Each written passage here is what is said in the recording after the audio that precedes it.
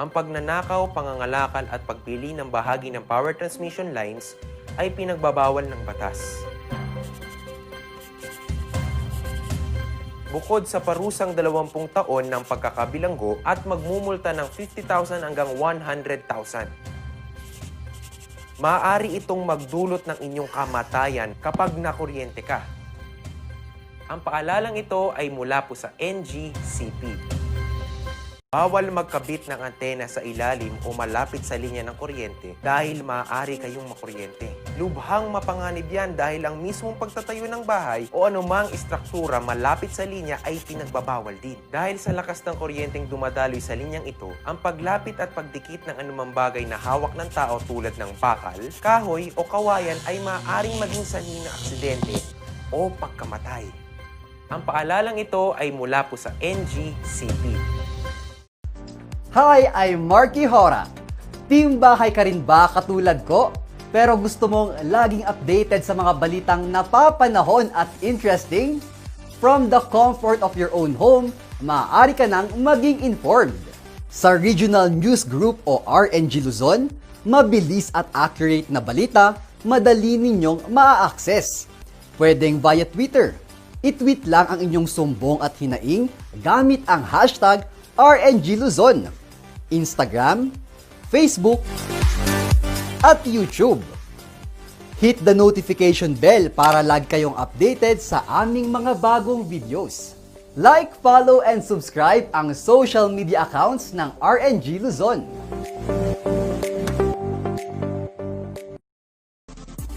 Hey guys! Grasya po ito! Lagi ka bang on the go at hanap mo ay balitang sigurado, totoo at walang tinatago? Sa Regional News Group o RNG Luzon, mabilis at accurate na balita, madali niyong ma-access. Pwede via Twitter. I-tweet lang ang inyong sumbong at hinaing using the hashtag RNG Luzon. Instagram, Facebook, at YouTube. Huwag kakalimutang i-hit ang notification bell para lagi kayong updated sa aming mga bagong videos. Like, follow, and subscribe ang mga social media accounts ng RNG Luzon.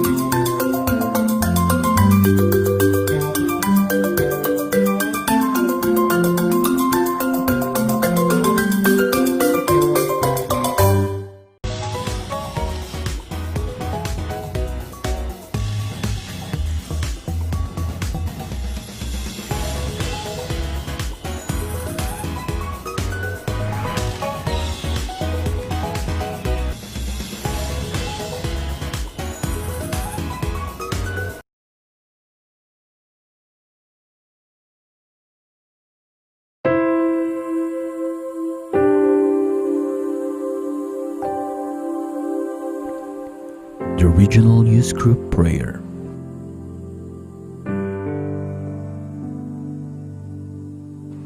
Dear Lord, thank you for the opportunity to meet today. May we engage with each other with faith and perseverance. May we manage each situation with wisdom and value. May we speak and serve with integrity and purpose. We have come, O Lord, Holy Spirit. We have come before you, hampered and dead by our many and grievous sins, but for a special purpose, gathered together in your name. Come to us and be with us and enter our heart. Lord, we invite you to work within us today. Amen. The views and opinions expressed by the host do not necessarily state or reflect those of the company and its management. Furthermore, the views and opinions of the guest do not reflect those of the hosts, the show, the management, and the network. Naimbag nga aldaw yumanan kakailyan, welcome to another episode of Talk Time. For this episode, we are going to talk about the management of land and resources under autonomy. We have invited guests who are very much familiar with the issue, so we stay with us for another hour of Talk Time.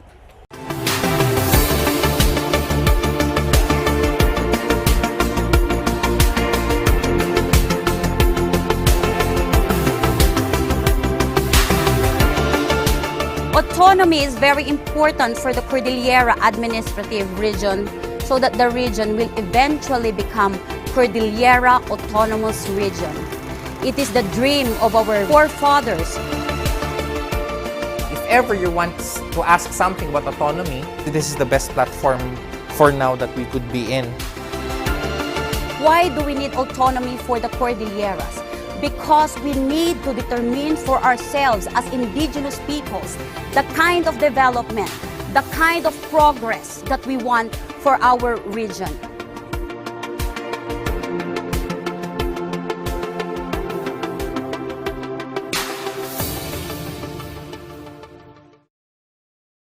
For our first guest for this episode is the proprietor of Bookends and an Outstanding Woman Leader Awardee of Baguio City.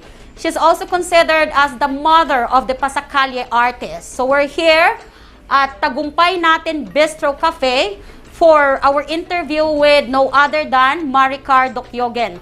So ma'am, specifically, I know that you've been working so hard to promote the local artists, specifically artists, the indigenous arts of the Cordilleras. So probably in relation to autonomy, I would like you to share your thoughts on this, on the preservation of and promotion of the local arts in the Cordilleras.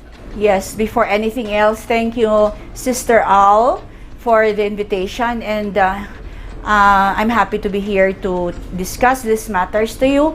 I'm not really much of an expert of this, but what we've been working for the past 4 years is what I would like to share. Well, yes, we are a proponent also of autonomy since day one, as I mentioned to you. And with relations to arts, sa Pasacalye, we've been trying to tell our artists, we've been trying to encourage our artists to express their thoughts, express their creativity in relation to supporting the preservation of the culture and traditions of the Cordilleras. We do this by ensuring that the references that we use in the production of our art pieces should be close to the original of what is the culture of the Cordilleras. I know that you have several members in the Pasacalye group of artists, and for this particular episode, our focus actually is on the management of land and resources. So how could we influence our artists in a way that they would be able to capture in their work of arts, in their paintings, how we view our land and resources in the Cordilleras? Yes, this is basically when an artist works on something, they have to become very visual they have to see, they have to experience. So every time that there are festivals, every time that there are activities happening around in the community, we encourage the artists to participate.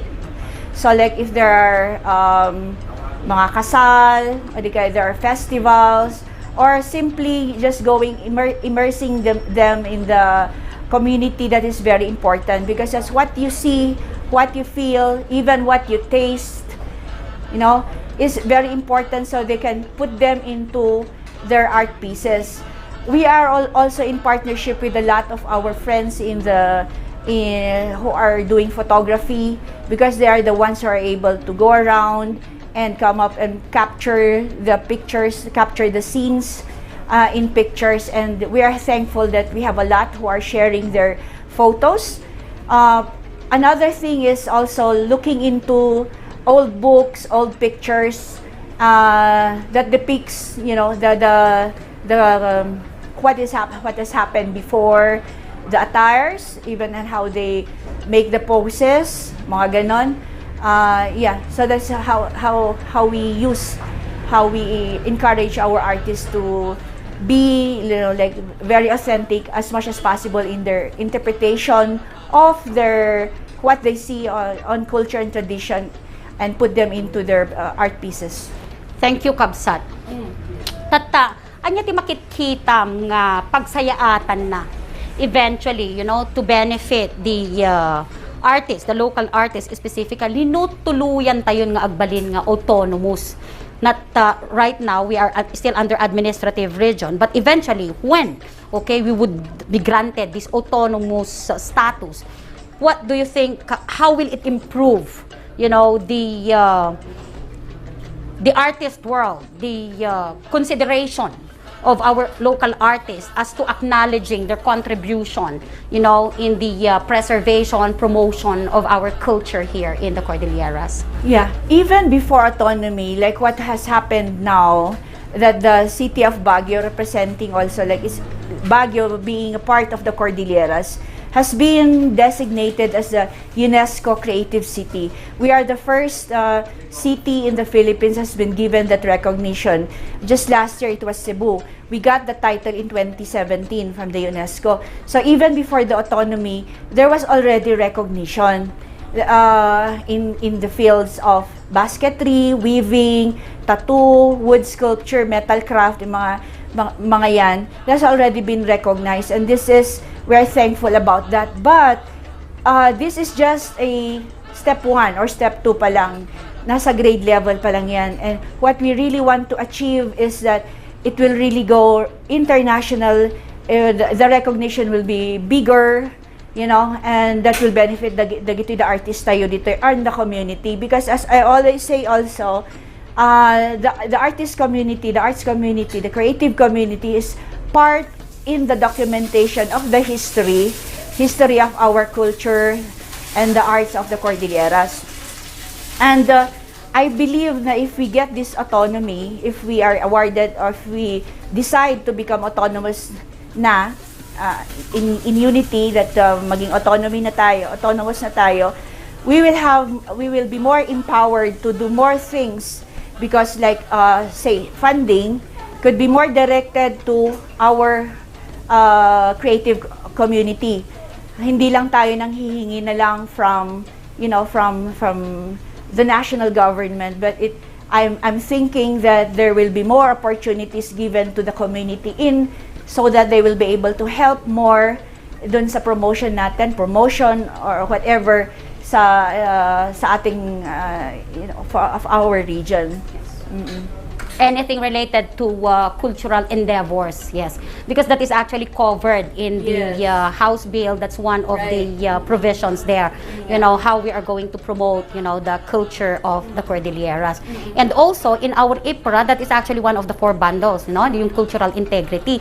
And our artists play a vital role, in visualizing this in the eyes, showing that to the people so they would understand and appreciate the rich, artistry of our region. Exactly. Okay. Sister Maricar, before we end, any last word about autonomy to our viewers?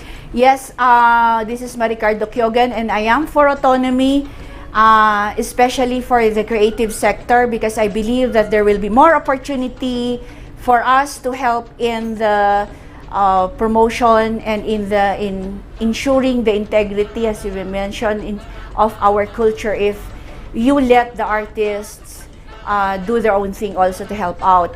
Cultural appropriation is one matter that has to be discussed in depth, and so I think that with the autonomy, we will be able to be more empowered on how to deal with these matters. Na hindi lang like cultural appropriation has been there since the 1970s. We've been talking about that. Last month, we've been talking about that also, and we challenge our stakeholders, the people, that we have to do something about this already. It's not just a matter of discussion. It has to be like we do something about it. Okay, thank you Kabsat. Dahil tangarod, nalawag, tipalawag ni Kabsat tayo dito nga Maricar Dukyogen about her stand on autonomy. Thank you.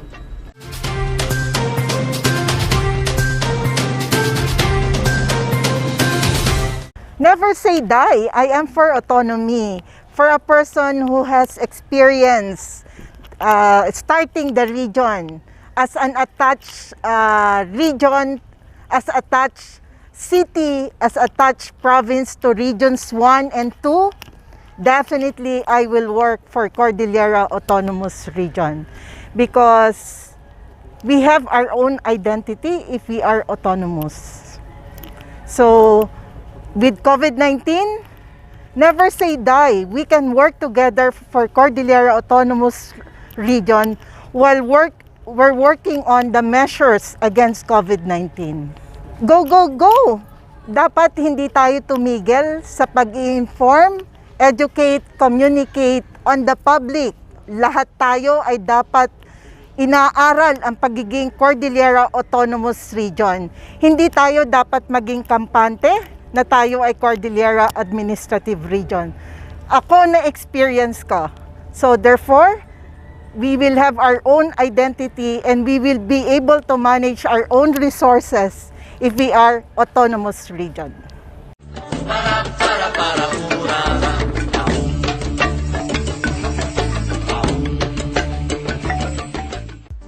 Hi, I'm Marky Hora. Team bahay ka rin ba katulad ko? Pero gusto mong laging updated sa mga balitang napapanahon at interesting? From the comfort of your own home, maaari ka nang maging informed. Sa Regional News Group o RNG Luzon, mabilis at accurate na balita, madali ninyong maa-access. Pwedeng via Twitter. I-tweet lang ang inyong sumbong at hinaing gamit ang hashtag RNG Luzon. Instagram, Facebook, at YouTube. Hit the notification bell para lagi kayong updated sa aming mga bagong videos. Like, follow, and subscribe ang social media accounts ng RNG Luzon.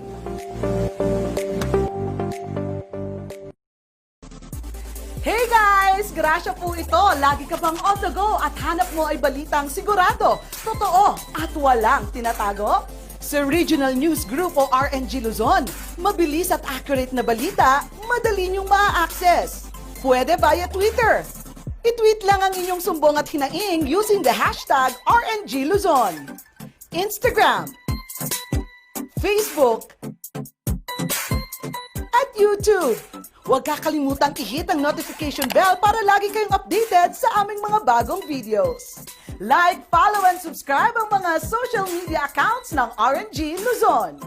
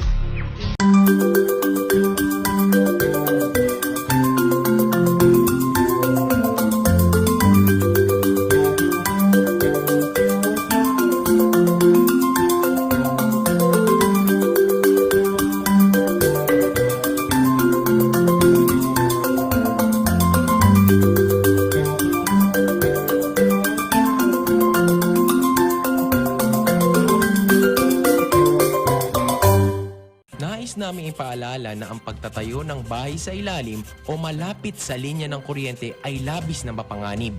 Kapag aksidenteng maputol ang kable ng kuryente, maaari itong makasunog ng mga kabahayan at makamatay. Dahil dikit-dikit ang mga bahay, mabilis nakakalat ang apoy.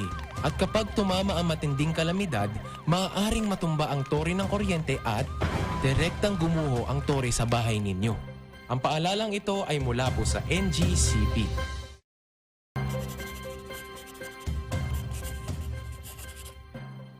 Kapag lumapit o sumabit ang kawayan ninyo sa linya, maaari po kayong makuryente. Dahil sa lakas ng kuryenteng dumadaloy sa linyang ito, ang paglapit at pagdikit ng anumang bagay na hawak ng tao tulad ng bakal, kahoy o kawayan ay maaaring maging sanhi ng aksidente o pagkamatay. Ang paalalang ito ay mula po sa NGCP.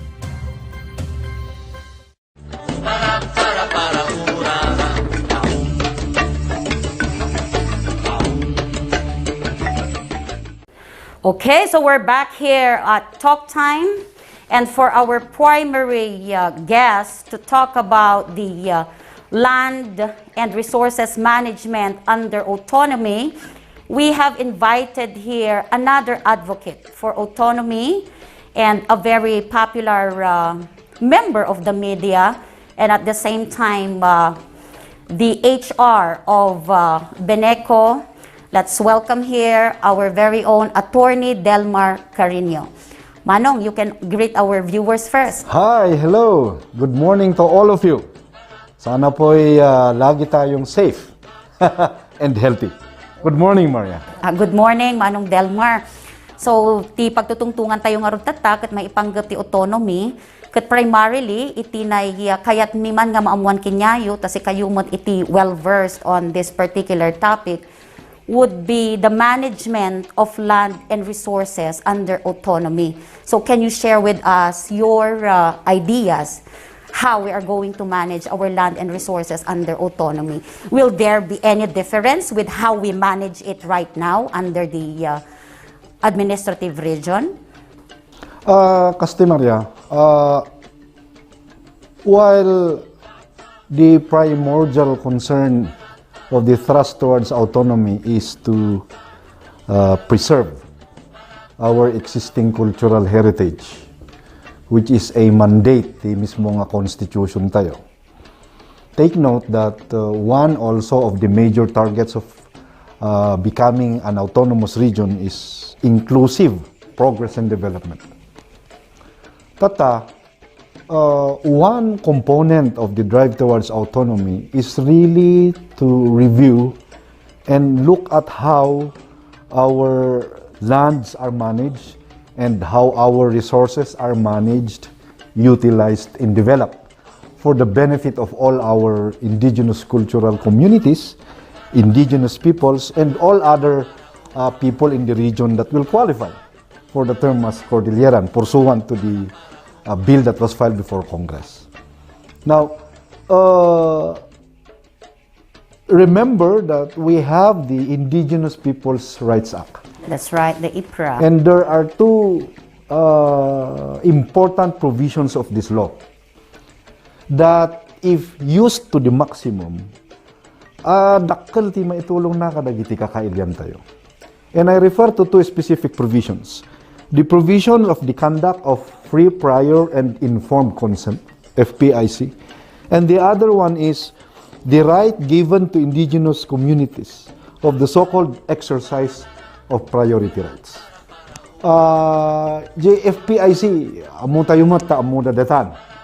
It's a process of getting the consensus of the community, but rarely, unless I am not aware of it, of the use of the EPR to the advantage of the IPs. Of course, based on Beneco experience, nakita ta dito exercise of priority rights in the case of ONCASCA, which is the indigenous accredited group of the municipality of Camayan. Now, inya nga yung tikasla role of the Cordillera becoming an autonomous region in light of the provisions of the IPRA on FPIC and exercise of priority rights.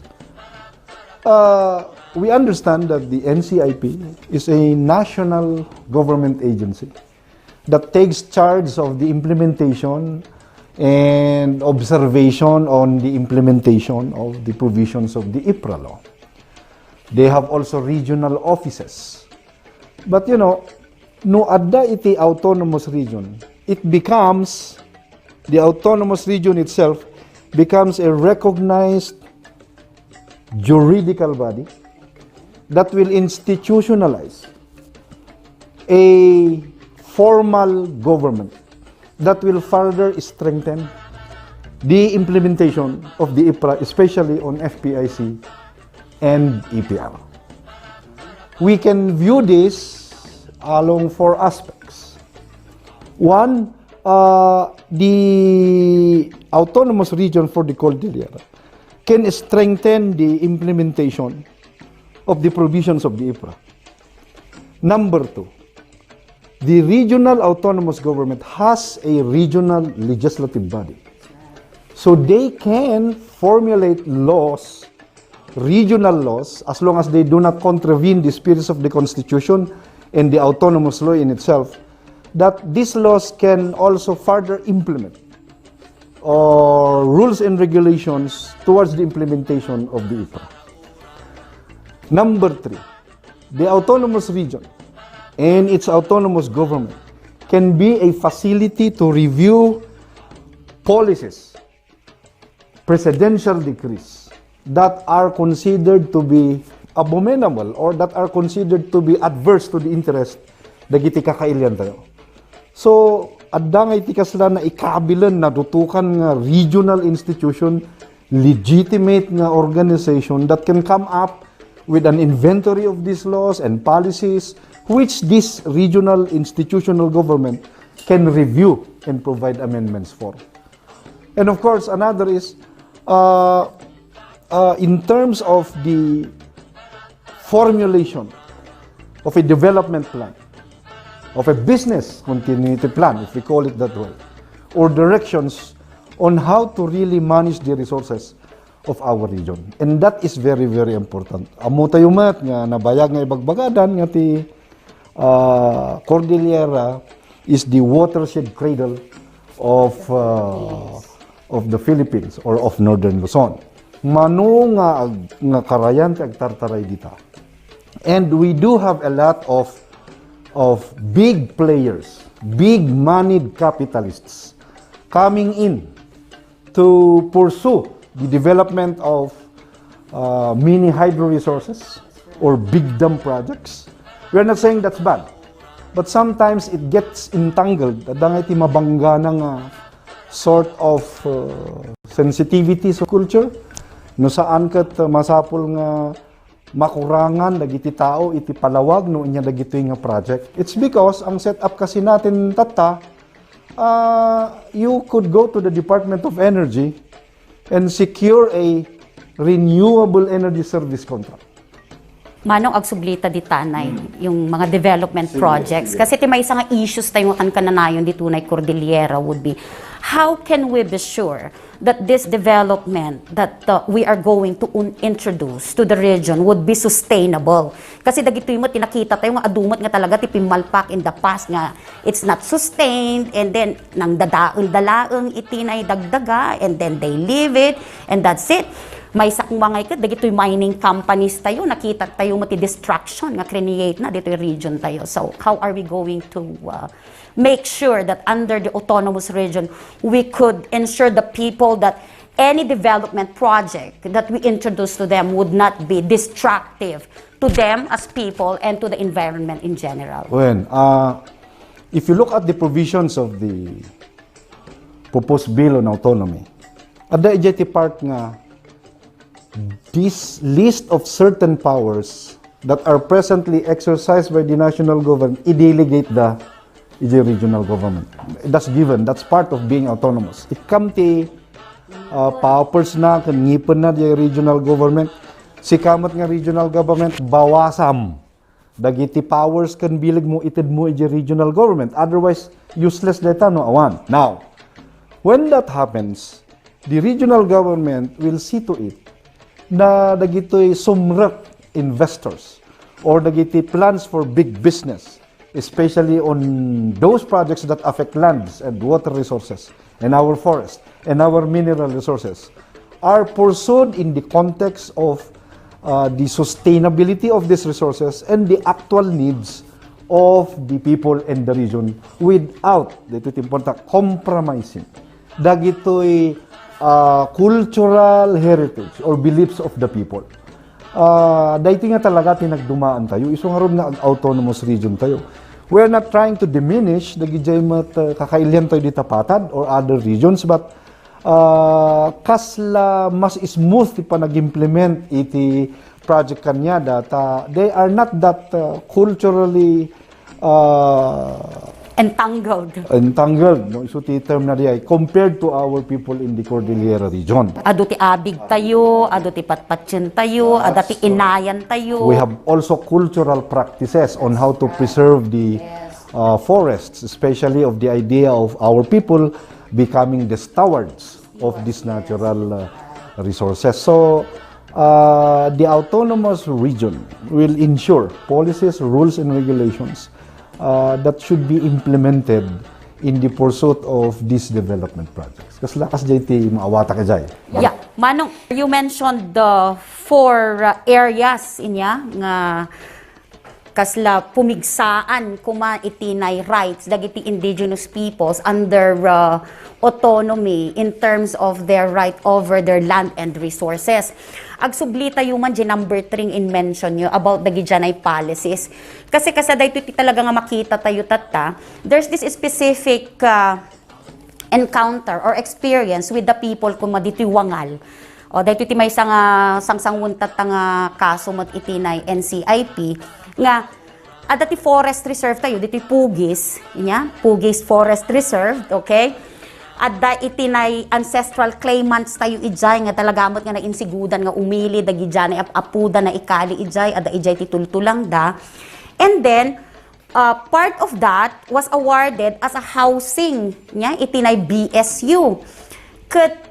They were given what you call this title. So, syempre, dagi nakagatang mo ton, iti parcel of lands ijay, they started developing. So, they started putting their fences, and then hanggang maiwasan, ta syempre, agpatakder ka iti balay mo dita, agputod ka ti kayo.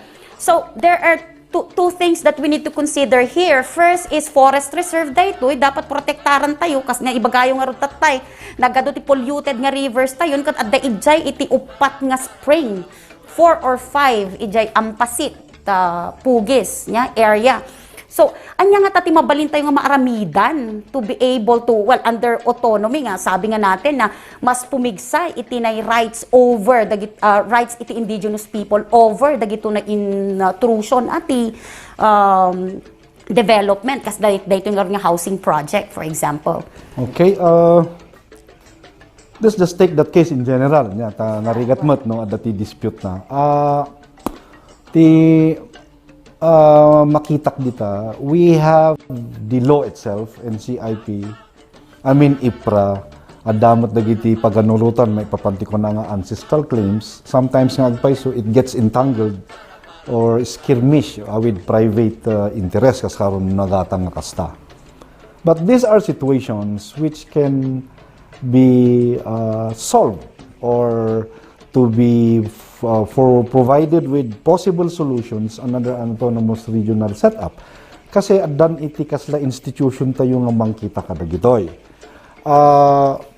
One is i-review siguro iti titling system. Okay.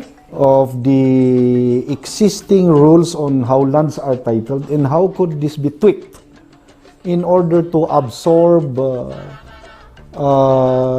ancestral laws or domains no kas ano nga i-incorporate day or harmonize, I think is that the proper term, tapno maiwasan iti gulo nga kasta.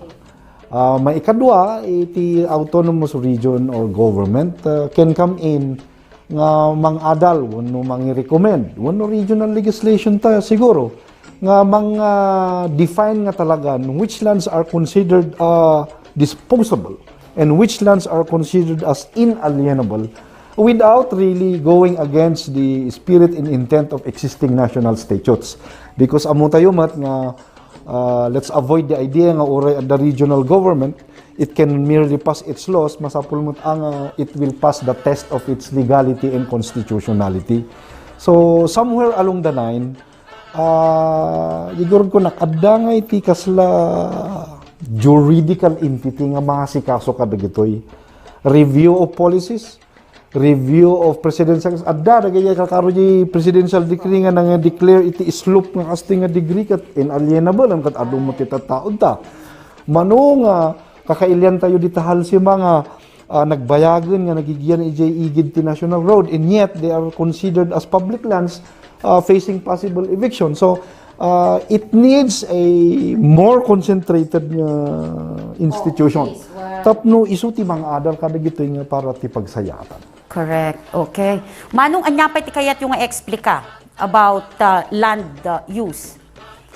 Ta medyo daytoy ti pinakamainit, yo nga issue nga talaga dito More on Cordillera. the aspect of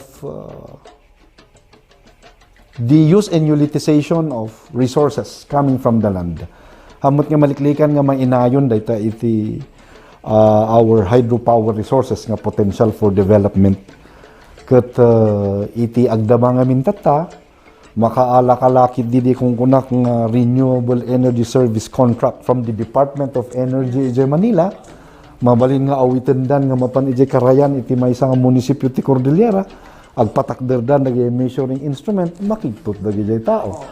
So addamat kida data FPIC kan EPR, but you know, sometimes politics comes in, influence peddling comes in. May matlat ako mano, we have a established and recognized institution legally bestowed with powers nga isu ti mangkita ka dagitoy nga mamanage nga talaga dagiti resources tayo for the concept of sustainable progress in Development. Manong going back dito na FPIC, ta nakita tayo mat nga talaga di issuance na numamingsan medyo questionable niya. Nga talaga ba nga na-consult the community, it was explained properly yung pros and cons ng development project na pinapasok mo na yan. So, how could we strengthen it in a way that it's really, you know, the decision or the voice of the people in that community that would surface, you know, in any negotiation or projects for that The matter? implementing rules for FPIC and EPR are clearly defined. Nga isu due respect to NCIP, ikarkarigatan damot piman nga sorutan. We will adhere siguro to that procedure unless nga dati makita nga adverse procedure. But in this case, once there is an autonomous region, awan ti datos na. If they will file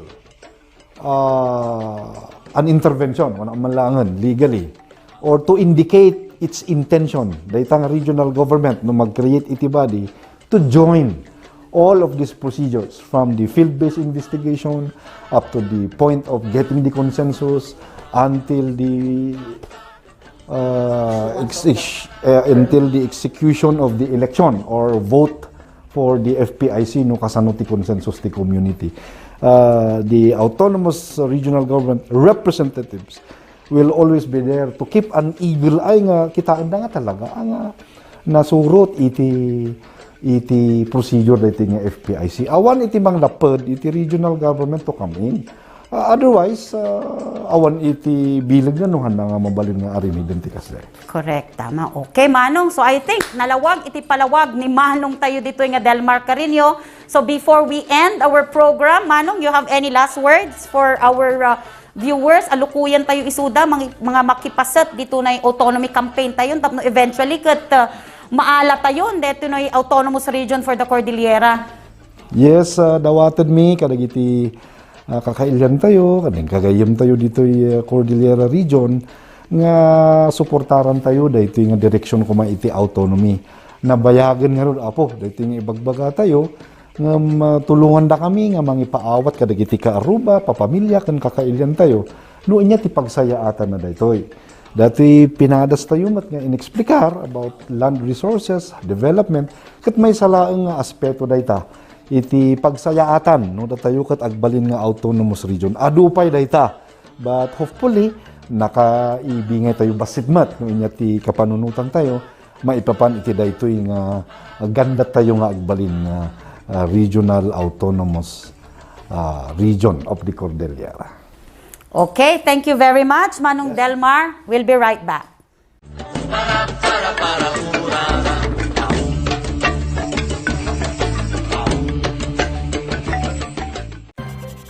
Kapag labis pong nainitan o nausukan ng mga linya, tore at mga materyales na nakakabit dito, maaaring magdulot ito ng pagkaantala sa daloy ng kuryente. Bukod sa apoy, ang usok mula sa pagsisiga ay nagiging dahilan para ma-ionize ang hangin sa paligid ng linya ng kuryente. Ang mismong hangin ay pwedeng maging konduktor ng kuryente sa pagitan ng mga kable. Ang usok ay maaaring daluyan ng kuryente papuntang lupa at maging sanhi ng brownout. Ang paalalang ito ay mula po sa NGCP. Ang inyong truck ay maaaring sumabit sa linya ng kuryente. Dahilan para dumaloy ang kuryente sa inyong sasakyan at pagmulan ng disgrasya o pagkamatay. Maaari ring maantala ang daloy ng kuryente kung masisira ang linya o poste. Dahil sa lakas ng kuryenteng dumadaloy sa linyang ito, ang paglapit at pagdikit ng anumang bagay tulad ng metal, kahoy, pati na rin ng bato ay nakakamatay. Ang paalalang ito ay mula po sa NGCP. Ang saranggola at ang tali nito ay maaaring lumapit, sumabit o bumuhol sa linya ng kuryente. Dahil sa lakas ng kuryenteng dumadaloy sa linyang ito, ang paglapit at pagdikit ng anumang bagay na hawak ng tao tulad ng tali ng saranggola ay maaaring daluyan ng kuryente at maging sanhi ng aksidente o pagkamatay. Maaari ring maantala ang daloy ng kuryente dahil dito. Ang paalalang ito ay mula po sa NGCP. Kapag lumapit o dumantay sa linya ang mga sanga ng puno, maaari itong makaantala sa daloy ng kuryente. Kapag lumago ang puno at pinutol mo ang sanga, kakapit ka pa rin sa puno na maaaring daluyan ng kuryente. Sanhi upang ikaw ay makuryente. Dahil sa lakas ng kuryenteng dumadaloy sa linyang ito, ang paglapit at pagdikit ng anumang bagay tulad ng metal, kahoy, pati na rin ng bato ay nakakamatay. Ang paalalang ito ay mula po sa NGCP. Hi, I'm Marky Hora. Team bahay ka rin ba katulad ko? Pero gusto mong laging updated sa mga balitang napapanahon at interesting? From the comfort of your own home, maaari ka nang maging informed. Sa Regional News Group o RNG Luzon, mabilis at accurate na balita, madali ninyong maa-access. Pwedeng via Twitter. I-tweet lang ang inyong sumbong at hinaing gamit ang hashtag RNG Luzon, Instagram, Facebook, at YouTube. Hit the notification bell para lagi kayong updated sa aming mga bagong videos. Like, follow, and subscribe ang social media accounts ng RNG Luzon.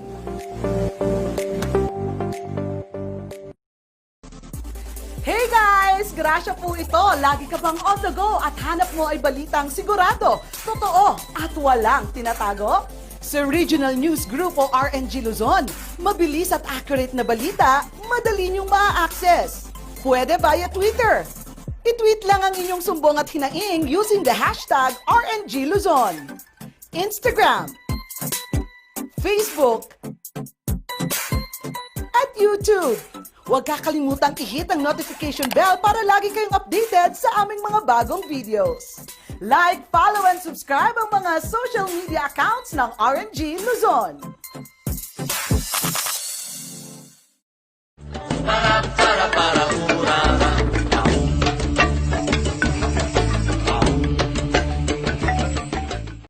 Dahil tangarod kakabsat, nangag tayo no anya ti pagsayaatan, dagiti dagdaga tayo, kanti resources tayo, no under autonomy iti Cordillera. Kat maawis kayo manan nga makipaset kada tayo into no sumaruno nga Lunes para ti another episode of Talk Time.